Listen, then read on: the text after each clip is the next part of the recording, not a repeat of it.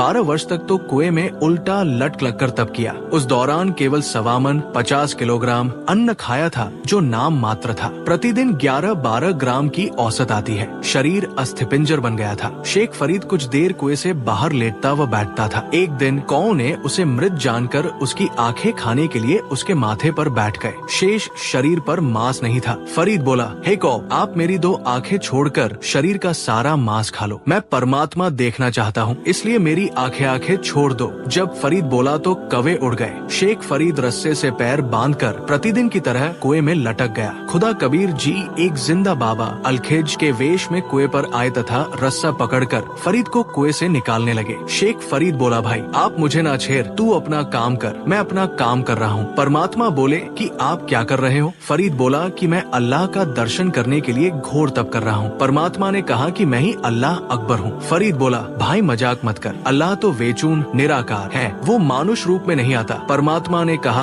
कि आप कहते हैं कि परमात्मा निराकार है, दूसरी ओर कह रहे हो कि परमात्मा के दर्शन दीदार के लिए घोर तप कर रहा हूँ। कहते हैं घाम का और ज्ञान का तो चमका सा ही लगता है। विचार किया कि अल्लाह नहीं है तो अल्लाह का ये बाखबर अवश्य है। शेख फरीद ने चरण पकड़ लिए, तत्व ज्ञान समझा। कबीर परमात्मा के द्वारा बताई साधना करके कल्याण करवाया। नाजरीन, आपने देखा कि शेख फरीद जी ने खुदा को पाने की चाहत के लिए क्या क्या नहीं किया। उनकी संघर्ष भरी दास्तान दांतों तले उंगली दबाने पर मजबूर कर देती है।